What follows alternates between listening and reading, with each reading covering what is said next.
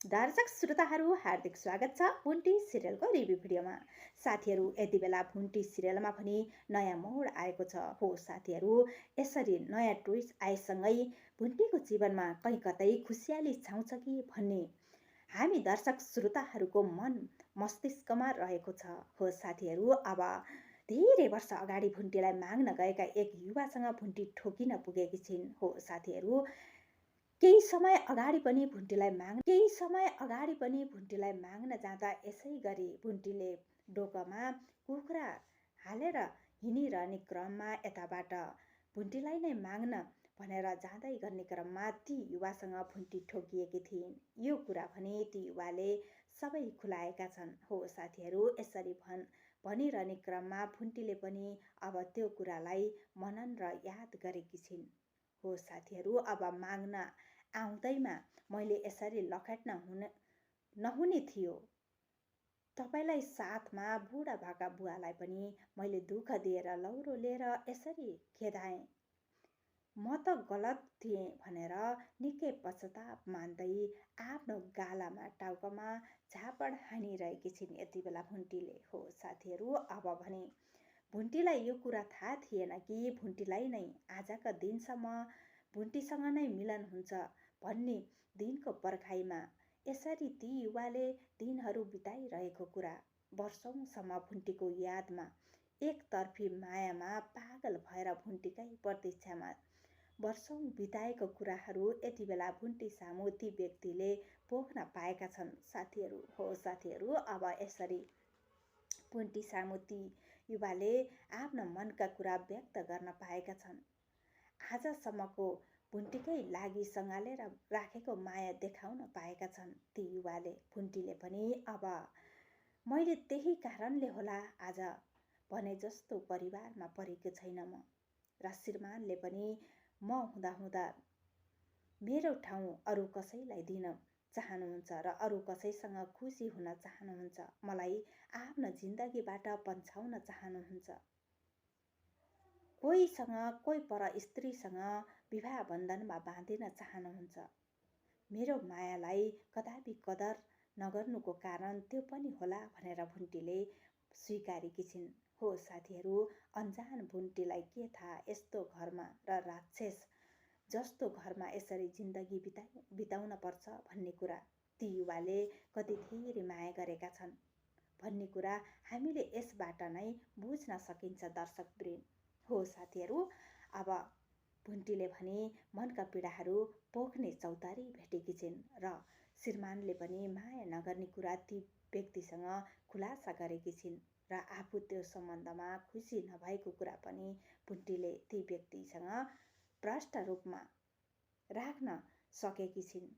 भुन्टीलाई पनि पक्कै लाग्नुपर्छ कि मलाई यी व्यक्तिले मनैदेखि माया गर्छन् र आदर गर्छन् भन्ने कुराको अनुभव भएर नै होला साथीहरू। यति बेला भुन्टीले आफ्नो मनको कुरा कोही कसैसँग पोखेकी थिएनन्। कसैसँग भन्नसम्म नचाहने यी भुन्टीले आज ती व्यक्तिसँग, अन्जान व्यक्तिसँग ठोकिन पुग्दा यसरी मनका कुरा साटासाट गर्न सफल भएकी छिन्। पक्कै पनि मनले मनलाई चिनेको हुनुपर्छ। भुन्टीको मनमा पनि ती व्यक्तिको लागि आदर र विश्वास हुनुपर्छ। हो साथीहरू, अब भने भुन्टी सिरियलमा के हुन्छ होला त। हो साथीहरू, अब भुन्टी त्यसै क्रममा आफ्नो बाटो लाग्दै गर्ने क्रममा यता ती युवाले भने भुन्टीको हात समातेर आफूतर्फी तानेका हुन्छन्। मनका कुरा साटासाट गरेर अब आफ्नो बाटो लाग्न लागेकी हुन्छन्। जब भुन्टी ती व्यक्तिले आफ्नो ती भुन्टीको हात समातेर आफूतर्फ तान्ने क्रममा भुन्टी भने ती युवाको छातीमा टाँसिन पुगेकी छिन्। हो साथीहरू, यसरी न्यानो मायाको आवाज गरेकी छिन्। कहीँ कतै भुन्टीले कतै डराए जस्तो पनि देखिन्छ भुन्टी। हो साथीहरू, अब यसरी सम्बन्ध अगाडि बढाउँदा कोही कसैले देखे भने के भन्लान् भन्ने डर पनि होला भुन्टीको मनमा। यसो त एक्लोपनमा गुज्रिरहेको जिन्दगी अब भुन्टीले कोही यसरी व्यक्ति यानि कि मनमुटुमा सजाउने मान्छे भेट्दा कहीँ कतै खुसी पनि लागेको होला। हो साथीहरू, अब भने के हुन्छ होला त। यस्तो स्थितिसम्म पनि भुन्टीलाई त्यस घरबाट सबैले खेदाउन र लखेट्नतर्फ मात्र लागेका छन्।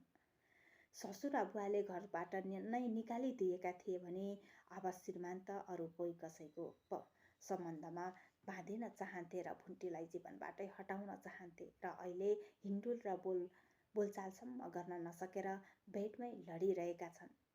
मुढा जस्तै लडेका यी भूपेन्द्रलाई पनि भुन्टीले निकै स्याहार सम्मार गरिरहेकी छिन्। हो साथीहरू, दिसा पिसाबसम्म सोहोरेकी छिन्।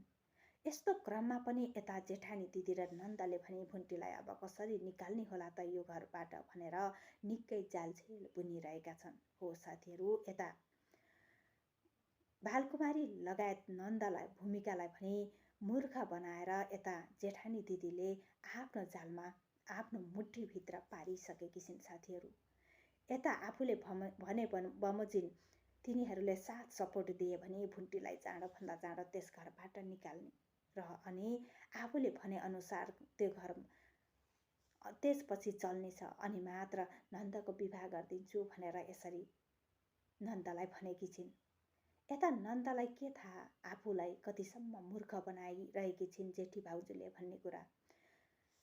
भूमिका त मक्ख छिन् र अब विवाह हुने केटासँग फोन गरेर भनेकी छिन् कि अब कोही नभएको एउटी छ मेरो घरमा, त्यसैको कारण हाम्रो विवाह हुन नसकेको हो भनेर भुन्टीलाई नै दोष थुपारिरहेकी छिन् भने अब जेठी भाउजूले राम्रोसँग बोलेको र मनका कुराहरू सोधेपछि अब हाम्रो विवाह चाँडै नै हुन्छ र भाउजूले भनेपछि पक्कै हुनेछ र भाउजूले मलाई आज माया गरेर सोध्नु र बोल्नु भएको छ भनेर यस्ता खुसीका पल सुनाइरहेकी थिइन् भने ती युवाले भने यानि कि भूमिकाको बोयफ्रेन्डले भने अब